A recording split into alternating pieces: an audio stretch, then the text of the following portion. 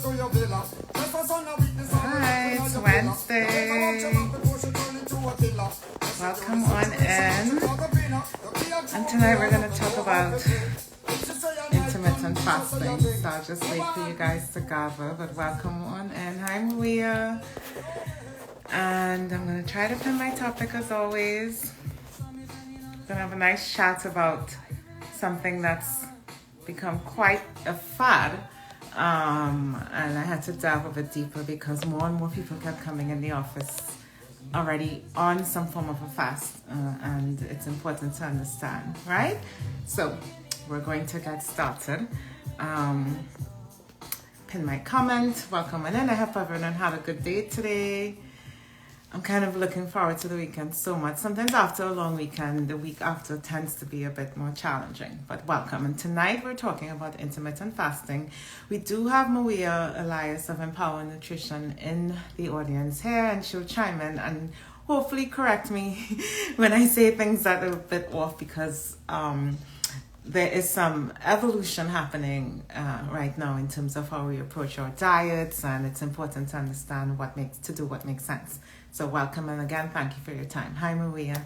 So I just want to refresh everyone really the basics of what I've been talking about for the past year. It's been a year of this on Clubhouse at first, and now on Instagram, but it's been a year for talking about PCOS. So PCOS is basically a condition that affects the function of the ovaries, and PCOS is thought worldwide to affect 1 in 10 women.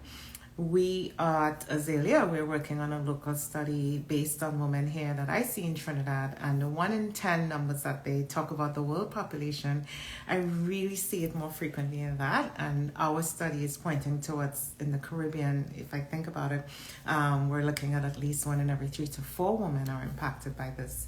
And there are multiple layers to this condition called PCOS. Not only do you have enlarged ovaries that don't function as they should, the ovaries tend to create irregular menses, irregular period patterns, issues with ovulation, affects fertility, excessive male hormone production, which impacts things as well. And then in the past few weeks, I've talked about different forms of PCOS, whether it's stress-based or adrenal, thyroid-based PCOS, and so forth. But there are several symptoms, and we diagnose just based on grouping these together. And the cause of PCOS remains unknown. Unfortunately, we know that there are genetic links, there are cultural links as well too, but the cause remains unknown. Tends to run in families, and we do know that in about 60% of women, it's linked to an elevated level of insulin in the body, but the insulin is not really functioning as it should. And that's what we call insulin resistance. So with insulin resistance, your own insulin produced in your pancreas becomes less effective at performing its job, which is basically burning your fuel that you intake. And you have this high sugar, high insulin environment created. So unfortunately, women with PCOS do have the risk of developing type 2 diabetes. And is it that the family has diabetes or PCOS or both, right? So this is important to understand. Now, what exactly is intermittent fasting? That's what we're going to talk about tonight. So this session addresses intermittent fasting, which is considered what we call intentional fasting. So you mean to fast, because we fast from time to time, whether we mean to or not. Starvation is actually involuntary fasting. You're hungry, you're ignoring your hunger, and you're starving. That's a form of fasting, but that's not healthy. And then you may have to fast before a test or a procedure or surgery. So that's more of a preoperative fasting. So we're talking today about intentional fasting. Now, our body is always in one of two states. We're either feeding or fasting, right? And they've really, in many studies, broken down this mechanism of feeding and then fasting, almost like a cyclic change that we go through in terms of our bodies. So technically, anytime you're not eating, you're fasting. From the time I finish this meal, my body enters a fasting zone. So, always think of the body. I use this terminology of thinking the body as of like a car. I use that to explain the thyroid quite a bit. But similarly, our bodies, we have all this stored fuel in our body, specifically for some of us, belly fat, right? That's stored fuel. And we keep adding in more fuel when we eat. And in our fasting stage, we're supposed to be able to access this reserve fuel that's stored and use it, but it doesn't always work that way. And that's why I talk about insulin resistance, because when you're fasting, your insulin may not kick in the way that it should, right? So that's important. So intermittent fasting, also known as intermittent energy restriction, you're restricting, right? It's the restriction of any various meal timing schedule. So you can cycle between voluntary fasting or reducing, not, some people don't actually do a full fast. You may reduce your caloric intake, and then that's followed by a period when you're not fasting. So methods of intermittent fasting include alternating the days you fast. Again, there's a lot of different combinations of this. There's periodic fasting, where you fast for a specific period of time. For example, Lent, Ramadan, which I'll touch on as well too. And then you have daily time restricted fasting, which has become more that several hours on, several hours off. So those are the different types. So very many variations. Even as early as in the 60s, they started having a 5-to-2 ratio, where you eat for 5 days and 2 days you fast in the week, to 5 out of 7 days and so forth. So again, there are many permutations of this, but any restricted voluntary fasting can be considered to be intermittent fasting. Most popularly, we have the 16 to 8 hour diet, where you'd see this all over Pinterest and the internet. And, you know, it's important to understand because not everything is fit for you. So with the 16-8, it means that you allow only an 8-hour window of time during each day where you eat, and then the remaining 16 hours of the day you're fasting, right? So again, there's the eat stop method. You eat one day, you don't eat the other day, the alternate day method, and so forth. But they all work towards restricting in some way. So the 12-12 method I looked at is where you fast for 12 hours and you eat during the 12-hour window. And I think this kind of lines up most times with what the average person may be doing already. This then has morphed from 12-12 to 14-10 or 16-8, as I spoke about, as different ways in which you can break up your day in terms of how you eat. The 16-8 method is the one that when I do exhaustive searches and I look for articles, this is the one that seems to be most prevalent currently. As I said, when fasting is not new, so when it first came about as a diet option in the 60s and 70s, they would do this 5 days eating and 2 days not, and now it's actually condensed down to the breakup of the day, where you have 16 hours with nothing, absolutely nothing, no caloric intake, and 8 hours where you're allowed to eat. And this is one of the more popular methods. Now, in terms of the benefits of this, I'm going to delve in this a little more, but this is one of the key features that you would see when you look up intermittent fasting currently, right? Now, the benefit of doing an intermittent fast is to decrease your overall food intake or energy intake, which leads to deficit. So you're sort of restricting, right? And when you restrict, you're hoping that this would lead to you losing weight. It does not always happen that way, but you're trying to train your body during the times when you're fasting to become more efficient, to be better at accessing your stored body fat. Like I said, most of it is the tummy fat, belly fat area, seeking energy. Right? There is some myths and there's some truths about intermittent fasting. Again, evidence-based studies are important for us to look at. So I did the work for you guys, and there are some benefits when people have defective insulin. This does not apply to persons who may not produce insulin at all, as in a type 1 diabetic or a severe diabetic, or what we call a brittle diabetic, but insulin, more so insulin resistance, seems to be improved by allowing this window, as I said, the 16-8 window. They found that allowing this window of fasting gave the body a chance to figure out that balance of the insulin that's being produced. They also found that fasting may improve the way that your body deals with oxidative stress. So when your body's fighting inflammation, and I talk about PCOS as being an inflammatory disorder, during that period of fasting, some studies are saying that there is some improved benefits there as well too. And then what has been confirmed is overall cholesterol levels are improved with an intermittent fasting schedule. They've measured blood cholesterol and total cholesterol levels in studies and seen that there has been some improvement in these levels. But everything's sort of constricted to the time when you're doing this fast, which is important as well too, because during the time, obviously, when your body is restricted, these things may kick in, but there are times when you're not going to be able to sustain this. So it's not for everyone. There are some benefits, as I was saying, but I don't know how many of you guys can remain happy and happily fasting for a prolonged period of time. So there are some realities. There are some people who should not do intermittent fasting. Plain and simple, if you know you're a grazer and a nibbler and you like to graze during the day, doing something this drastic, 16 hours, no food, nothing, no intake at all, could be difficult. So that's something that's a challenge. Also, women who are pregnant or trying to get pregnant really should not be doing intermittent fasting. So in the world of PCOS, when you're looking at the benefits of it, if your end goal is to achieve pregnancy, or you may already be pregnant, you should not be fasting.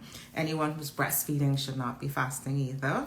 And there are some triggers here as well. Some women may have undiagnosed or recognized eating disorders, binge eating disorders, and so forth. And intermittent fasting really can be a trigger for you to slip even further into your disorder. So again, it's not for everyone and doesn't agree with everyone. PCOS in itself, because of this insulin resistance, I have shown this graphic, I wish I could pull it up now, of how cravings work, where you have sweets. The sweets are metabolized rather quickly. You're left with a hunger, a deep craving, and you crave more sweets. So PCOS craving should not be viewed as a sign of a lack of self-control. Actually, it's an indication. If I keep craving sweets, I keep craving carbs, I'm never satisfied, I may already have developed an insulin resistance. So one of the early signs of diabetes and prediabetes is cravings. So I like to say, don't ignore your cravings, but understand what may be going on with your body. And even in the moment of those cravings, what did I choose to eat at that time as well too is important, right? So intermittent fasting, I really did a deep dive into a lot of studies, more recent ones. I tried to stay 2019 and more recent in terms of the findings. And they do compare it to any restrictive calorie diet that you may be on. The difference really is the timing of things. The American Heart Association has a lot of information out there where they did see evidence that intermittent fasting may produce weight loss and reduce your insulin resistance and lower your heart disease risk. But they are very specific, very clear that the long-term sustainability of these type of diets remains unknown. So if you're diving into this as a method, you have to accept some version of temporariness with it, because not everyone can stick with this and sustain it. There was a review from 2019 that concluded that it does help with these things, inflammation as well. And in general, up until recently, they've agreed that, hey, it's probably safe for most people, but obviously not for all. And there are some adverse effects to intermittent fasting. However, we are lacking many studies in recognizing what these would be. Another group that speaks out against it is the U.S. National Institute of Aging. I didn't even know they existed, right? So they have this institute that's looking at the aging process in the population, and they came out and said that there is not sufficient evidence to even recommend intermittent fasting. They encourage people to speak with their doctor, make sure you screen for conditions. Same things I say all the time, make sure you don't have a thyroid disorder, see what your imbalances might be. Are you already a diabetic? Before actually latching on to this, because it may not be for you. Now, fasting is not new to our culture, not new to society. It exists in various religions worldwide, right? Lent, we just had Lent with Christianity. Ramadan is a big portion of fasting as part of their religion as well. That religion, Buddhism is fasting. Hinduism does a lot of fasting. So it's not new. And this time-restricted feeding pattern, usually when a religious purpose behind it, really involves eating only during a certain number of hours in the day. and also trying to establish a consistent pattern within that fast of a window of time with which you would eat. So I just talked about that window of time with intermittent fasting. So we've been intermittent fasting as a people for centuries, right?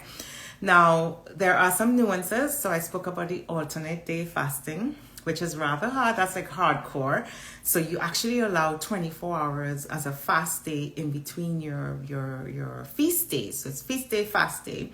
And if you do eat on that 24-hour window, the requirement is that you eat 25% of what your usual intake would be. That's pretty hard. So you're looking at a feast day followed by this day where you eat nothing or barely anything at all. And that is an alternate day fast. That's pretty hard because you end up fasting more days in the 7-day week than you get to eat. Complete alternate day fasting with no intake whatsoever for 24 hours.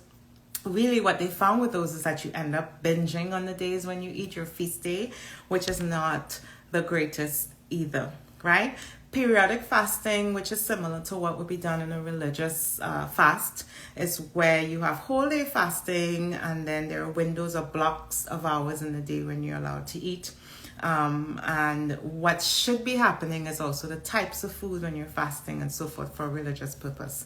But again, there are absence of studies about the long-term effects of this. I did look closer. I chose Ramadan, I chose Islamic faith, and I'm going to talk a little bit about what they saw in communities when they studied them with their fasting patterns as well. Now, most of the studies on women with PCOS who did intermittent fasting really only found max a 9.9% weight loss in doing this method. And that can be rather disappointing, right? So if you're approaching it as a method for your weight loss, you can't ignore your exercise regimen, you can't ignore the types of foods because there are some areas or pockets for you to fall off just thinking that, hey, I'm doing my 16 hours, no meals, 8 hours meal. What am I eating in that time? And also, what is this doing and impacting me physically in terms of my ability to exercise, which is a key part. So reductions in body weight with intermittent fasting can also include loss of your lean body mass, not just fat. So you can lose protein because during that fast, your body is seeking and actually may start utilizing your protein, which you need for your muscle mass as well too. So as of 2021, it remains uncertain or unclear whether intermittent fasting is the best approach to weight loss. Again, they have no studies on children fasting. Elderly individuals should not fast. People who are underweight really shouldn't fast. They can throw off a lot of their metabolism that way and also have a lack of nutrients and nutritional uptake as well. Now, intermittent fasting is also used by athletes, right? I'm not sure many of you guys are going training or running, but even then there are some downfalls and pitfalls. So it has to be done in the hands of a professional in those circumstances as well too. What they did find is that overnight fasting before strenuous exercise can actually reduce performance if the planned exercise is going to be lasting longer than an hour, right? So those are things to consider as well too. Now, when we eat, it is thought in the scientific community that our body goes through 4 phases. So right as I eat, I'm in the fed state. I'm fed, my body's absorbing nutrients from eating. It's a state of satiety, so I am satisfied, I ate. And the primary fuel source in my body at that time is the glucose from that food. And my body just turns on its storage action. So it's storing, I just ate. And that process of the fed state where absorption is happening and fuel is being stored is within 4 hours of having eaten a meal. After that, for the following 18 hours or so, that's a post-absorptive state. So I've absorbed what I got from my food. Then my liver kicks into gear and my liver is actually processing what I ate and reserving this as a potential future fuel source. So the fed state is really about 4 hours from my meal. What I ate is going to be absorbed. And then during the next 18 hours, if I don't eat again, then that's the fasted state. So I'm in fasting state. And this is where, as the liver is doing what it's doing to pack things away, it needs fuel. So there are other things being utilized and mobilized for fuel, such as fat. You build up lactic acid and so forth. So 4 hours after you eat, things are being stored, the next 18 hours you're shifting into a fasting state. This shift is where you end up building up what are called ketones. Now, keto diet was another previous fad in the 90s and so forth, a fad diet. Still very, very well utilized in the right manner, and if you research how to do it, it is very effective, again, for weight loss if you do a keto diet, but ketones can be dangerous as well. So you really have to pay attention to what you're doing, because you do not want to build up of ketones in your system. That's a whole other life. But most times it might lead to hospital admission as well. Right? So that's the 4 states when we eat a meal. I'm fed, I'm absorbing, I'm burning and storing, and then I'm actually reaching out to other sources of fuel as well too. Okay? Now, during Ramadan, which is the one I selected to talk about in terms of religious fasts, Islamic practices are actually found to be similar to intermittent fasting. So it was kind of easier for me to find studies by just looking at what they've looked at women who practice and observe fasting during Ramadan. Now with Ramadan, you don't eat or drink from dawn until sunset, dawn to dusk. And you are permitted to have your food intake early in the morning before dawn or after the evening. And this is for a 30-day window of time. So it's almost this perfect block of time to observe and measure values and see what was going on. So I found a meta-analysis, pretty decent sized study, looking at the overall health of Muslims during Ramadan. Now this study did include men and women. It's hard to find one that was teased out just for women alone, but they did show during the Ramadan period that there was a significant weight loss with the strict fast period of that 30 days. They found up to 3.3 pounds was the average weight loss during Ramadan, right? But this meta-analysis, which was a grouping of different studies coming together, unequivocally showed that this weight was actually gained back within 2 weeks after Ramadan had ended. So 30 days strict fasting, dusk to dawn, no intake, you're going to lose about 3.5 pounds, but within 2 weeks you gained it back.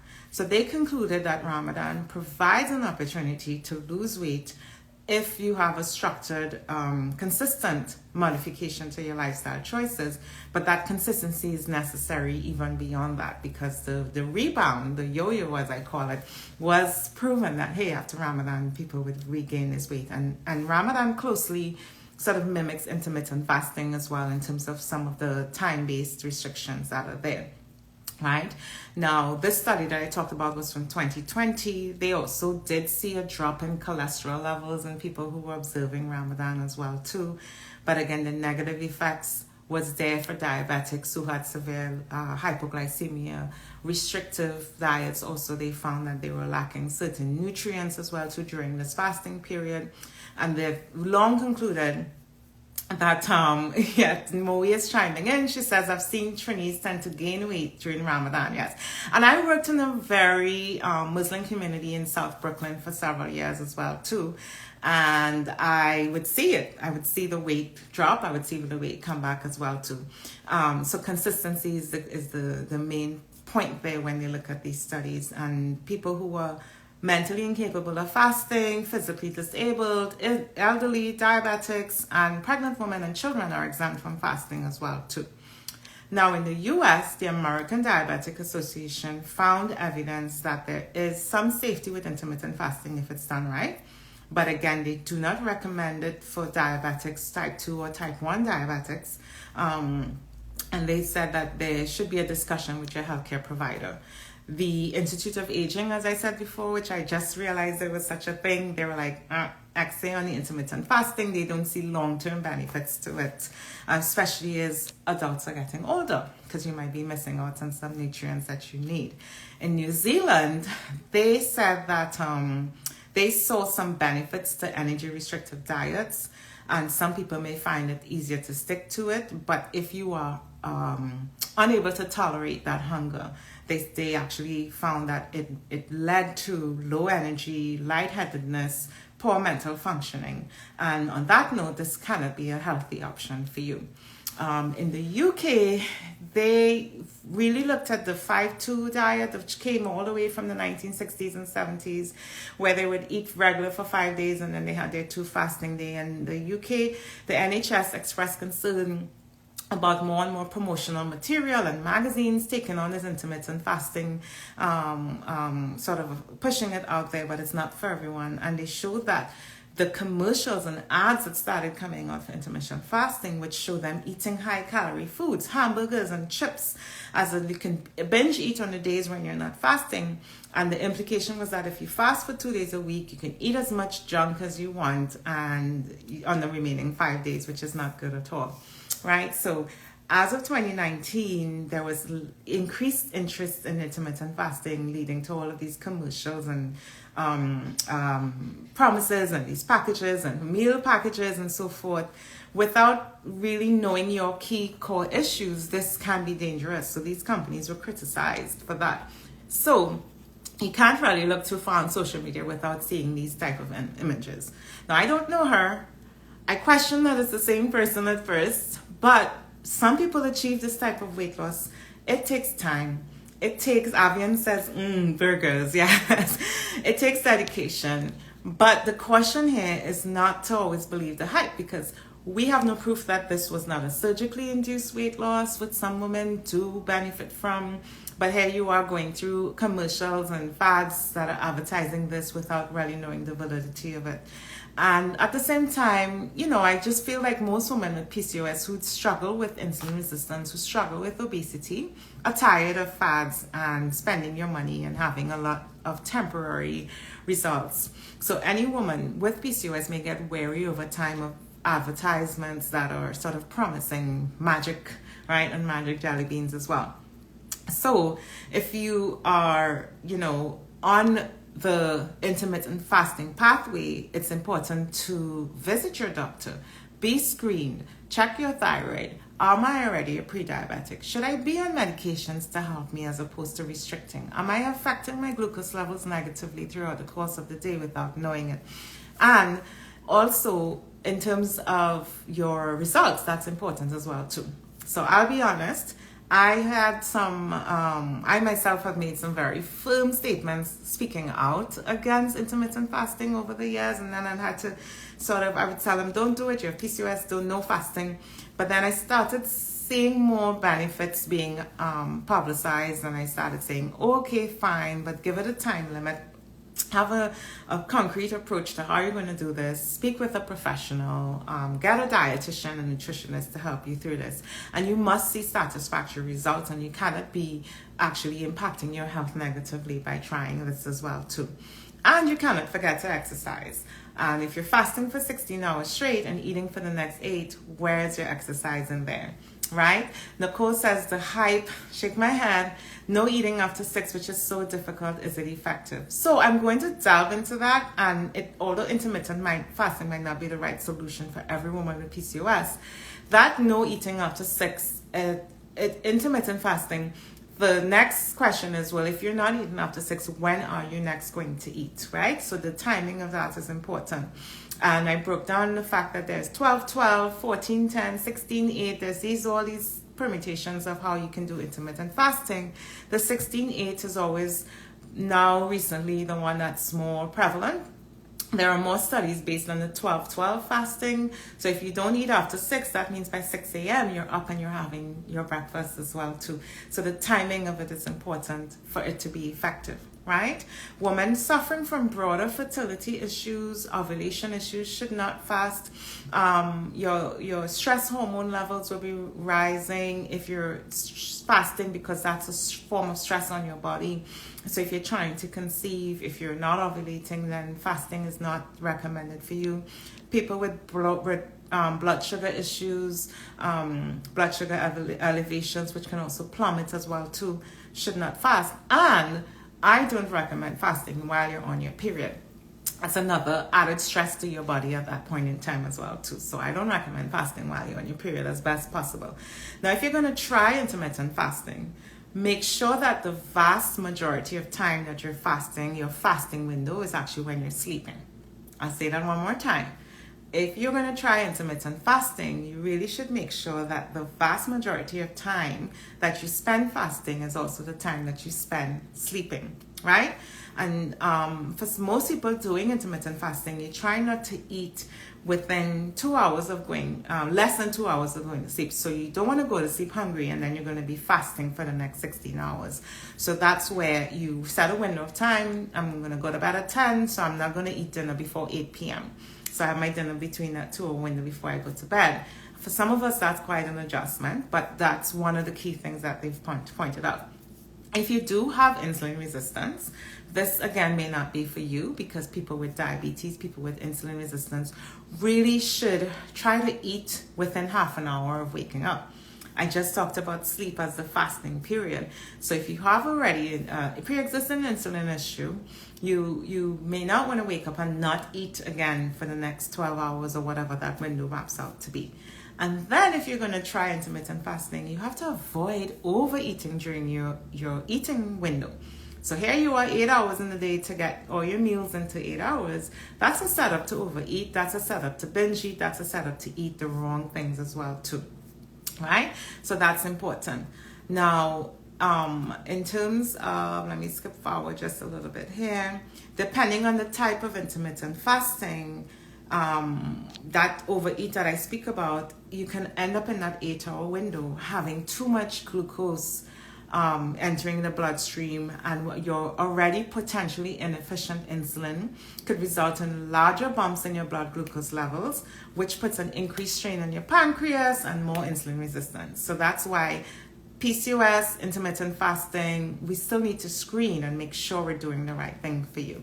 So Mweia, Empower Nutrition, she's saying overeating and undereating, yes, those are both problematic, and you can end up having that bit of a yo-yo if you're doing intermittent fasting. Okay, Nick Marie is asking, during the fasting period, is it only water allowed for drinking? So it's not only water. Most of the more recent intermittent fast diets actually talk about reducing your caloric intake. So there's a strict restriction, which I spoke about, but most times they will allow you to do 25, so you have to measure out 25% of what you would normally eat and still sustain yourself during that intermittent window. And I think that more so came about after a lot of criticism about allowing people's blood glucose to plummet and starving yourself and so forth. So some fasts, religious fasts, you allow just water. Some people have their own detox approach and regimens that they follow, but in general there are more and more intermittent fasting regimens that allow you to have a reduced caloric intake during that time. Right? That's a good question. So Mweia is adding not enough protein and fiber, etc. during that window. Exactly, right? So early studies, and when I say early studies, these are like 2019 to now. They're still early because a lot more needs to be done, but these studies have found that fasting in women with PCOS, except for those who are diabetic that I just said, would have led to them having better cognitive function and concentration. They found increased cell growth. The cholesterol was lower, as in with the studies with the people who observed Ramadan, their cholesterol dropped. Improved insulin sensitivity, and essentially more effective weight loss as a result, and reduce inflammation. That word is there every session that I speak. Inflammation is part of PCOS as well. However, you might throw off if you don't eat. If you're fasting, if you're starving, you might throw off your estrogen levels, which puts your PCOS in a tailspin. You're trying to fix something and you might be making things worse. And then for some of us, especially women with adrenal PCOS, where if you're stressed, your period disappears. If you travel, your period goes. If you silk, your period is more related to the stress states of your body. Going through a pathway of intermittent fasting, you might actually increase your stress hormone, which is cortisol. And what does cortisol do? It creates central belly fat and even that hump in the back of the neck and so forth, very central pockets of fat because of stress. So you have this stress belly and you're trying to get rid of it by fasting. So just be cautious. Now, why is intermittent fasting beneficial, right? That's a good question. Reducing the amount of food intake throughout the course of that, I still keep using the example of a 16 to 8 window. So 16 hours with nothing. Most of that 16-hour time frame, you try to pack some sleep into there. right? But you also, in the 8 hours when you eat, you would have had 16 hours where you have reduced stimulation of your pancreas to try to make more insulin. And this then switches the body, and they have a term for it actually, I forget, but it's a something switch that happens where your body switches from storage to fat burning. Right? So that's a benefit. So your body starts using that belly fat that I keep referring to sort of burn and create energy for you. As these insulin levels are lowered, then you have less androgen or male hormone production, which will cause those whiskers that everyone hates, and the mustache, and also the acanthosis and so forth to be improved. So that has been established. But again, if you're going to do intermittent fasting, know your endpoint, know your goals, and understand if it's benefiting you or not. And you should be screened. You should have had a checkup. You should make sure that it's safe for you to do so. So at present, there is a real lack of research really pointing to any form of a consensus where intermittent fasting is concerned as to whether it's the best approach to a diet for PCOS. So we do need more research on this, right? And with any diet you choose, you really have to look into something sustainable, right? So that was kind of what I had to sort of pull from there. But again, I came from a place maybe 8 years ago, I would flat out say, no, don't intermittent fast. Even 4 years ago, I would say, no way, you're not going to intermittent fast. It's not safe. It's all of these things. But here they're saying that, hey, it can work for some women with PCOS in the right conditions. Now, my take on this is the best way to lose weight for PCOS, and Mweia, who's in the room, can chime in as well. The best way to lose weight with PCOS is to reduce your carbohydrate intake. You need carbs. Carbs are great, but the types of carbs and lowering your carb consumption may help you manage PCOS, because the carbs are what really directly impacts the insulin levels. You have to get lots of fiber. Mweia mentioned this already on here. You up your fiber. Fiber is great for your heart. It's great for your circulation. You need fiber for your gut health, your serotonin. I spoke about that as well too.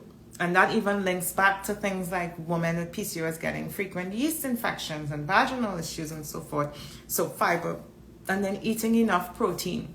So you really have to really, quote unquote, beef up on the protein and reduce the carbohydrates and eat healthy fats. Healthy fats would be in the form of avocado oil, olive oil, and so forth. Those are fats, but they're healthier fats. Even if you're going to do, we spoke about fried foods a couple of weeks ago.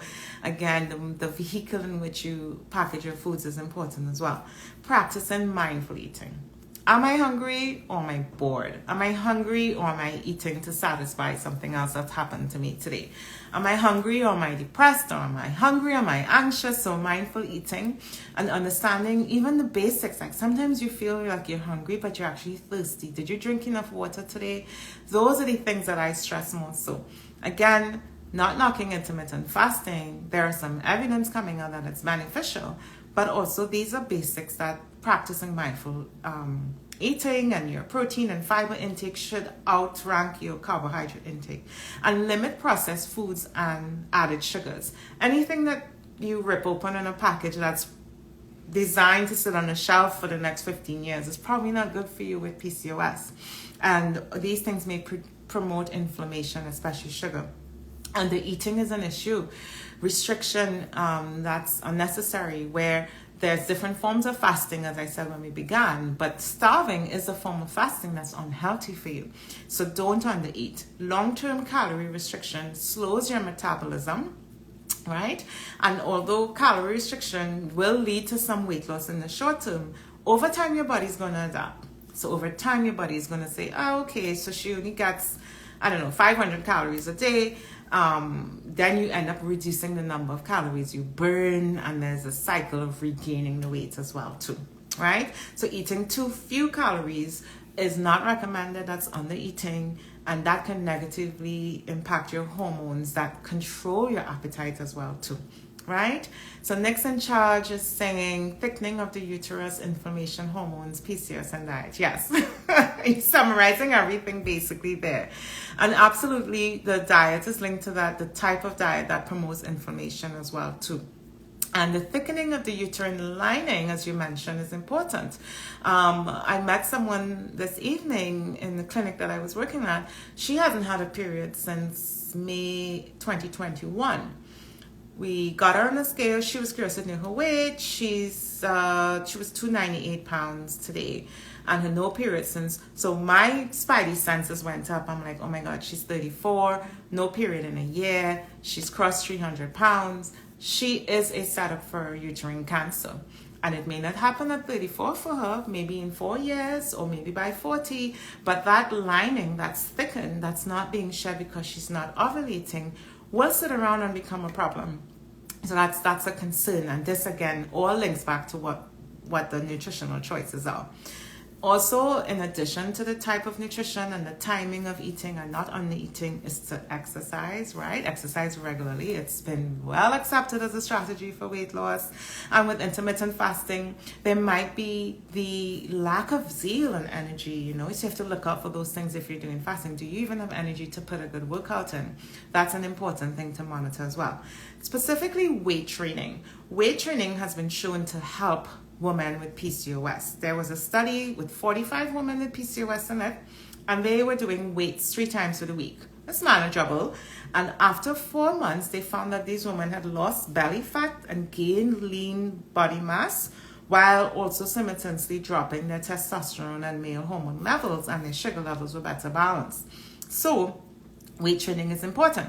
But how am I going to weight train if I only eating during this window of time? So again, seeking balance and seeking and understanding what works for you is important, because you don't want to be fasting, losing your lean muscle mass, and also not being able to really put in a good workout in terms of weight and resistance training, which has been shown to be one of the best approaches for women with PCOS.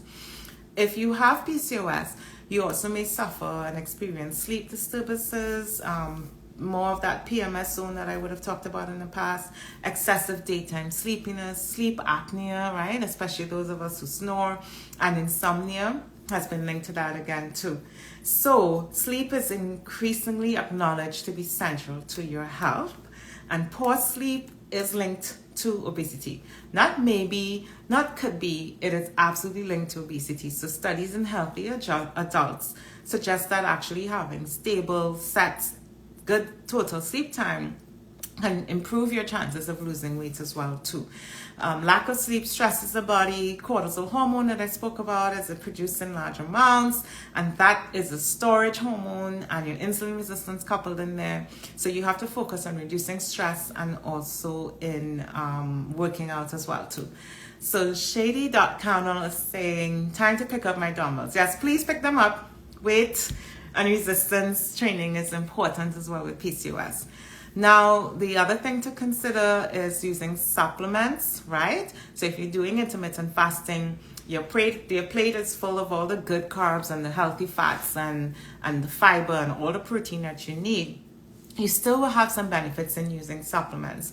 What they did see is women who were using the myo-inositol supplement, and then there was another one called carnitine. You would see it in the herbal stores and the vitamin stores and online. Those two supplements were studied to some extent in terms of dieting, and also using them for support, for metabolism support, and using them in addition to weight loss. And then I love my vitamin Bs, the B complex. I talk about that all the time. That in terms of improving your metabolism is important as well too, right? So in a nutshell, you can't forget to exercise, pick up those dumbbells, as Ms. Connell is saying there. If you're going to intermittent fast, one of the approaches in the UK spoke about a 3 to 6 month window of time to allow this process to take effect, but it's not long term and it's not sustainable. So if you are doing it, understand your goals, understand your limitations, and still keep in mind that you may have some underlying medical issues that might actually exclude you from being able to fast. Okay? So So anyone have any more questions for me? I try to just break it down as simply as possible. And Mweia was in the room for quite a bit, so she was able to chime in. And she talked about not under-eating, not overeating if you're going to intermittently fast. I also, for the ones who joined a little later, I spoke about the 16-8, right? So Mweia Elias is good even if you aren't aiming for improved fertility per se. Absolutely. So Mweia Elias is actually not a fertility agent or fertility drug in any way. It is comparable more so to the impact of being on metformin or glucophage in terms of improving the way that you metabolize your carbohydrates and sensitizing or improving the quality of your insulin function, right? So the end goal of fertility is impacted positively if you're going to improve your ovarian function and ovulate, but it's not a direct approach to your fertility. So you can take it even if you're not interested in pregnancy. Right? That's a good question.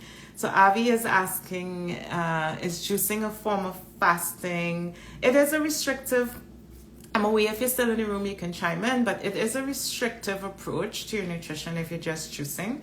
So it is a form of fasting, but technically the term fasting means no food or no intake.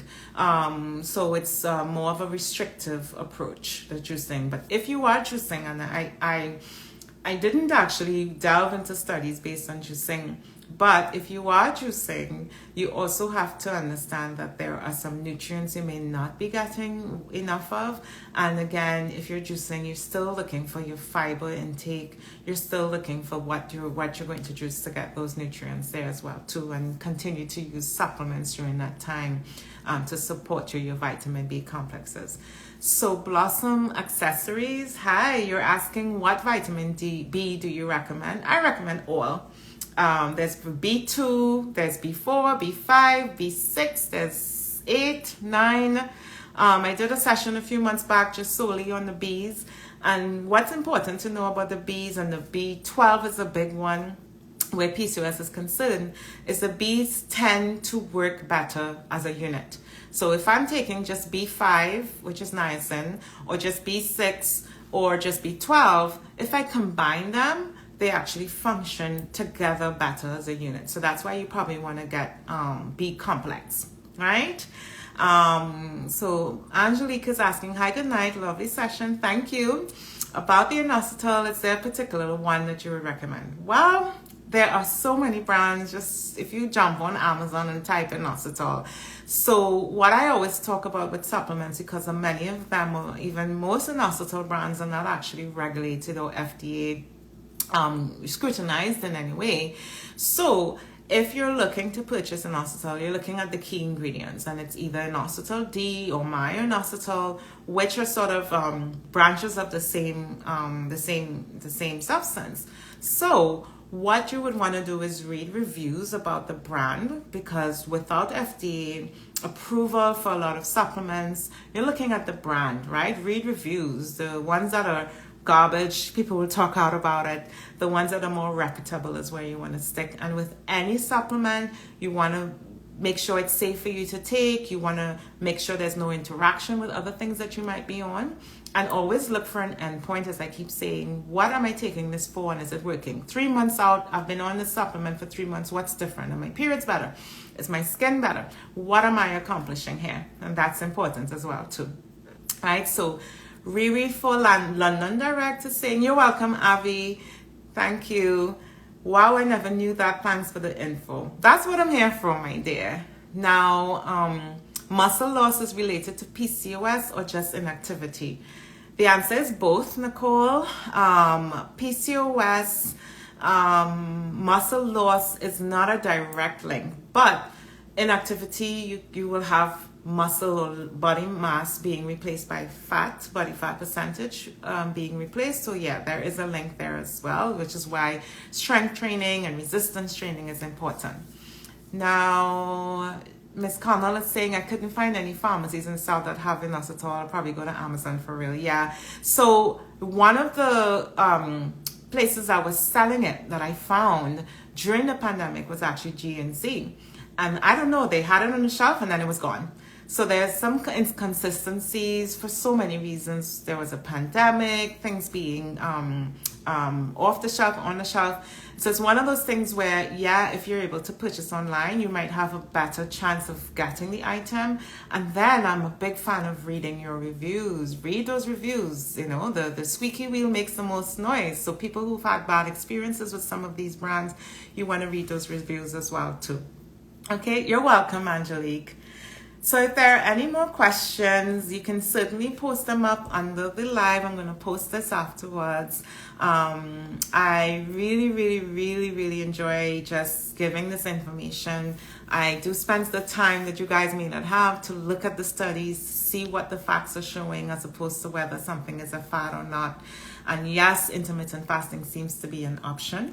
It seems to be safe. However, it's not for everyone. You should see results. And there's some sustainability issues with it. So my take on it is up the fiber, up the protein, drop the carbs, healthy fats, get a good workout, avoid stress. And that's the best way to approach your day-to-day take on what you want to do with your nutrition and your health goals with PCOS. All right, so thank you, everyone. I think I tried to keep it, how many minutes? 45 minutes. I've had you guys captive here. So thank you, everyone, and continue to keep suggesting and DMing us your requests for what topics you need as well, too. And Mweia, thanks for joining in. Thanks for your input. And everyone, enjoy the rest of your week. The weekend soon come. Good night.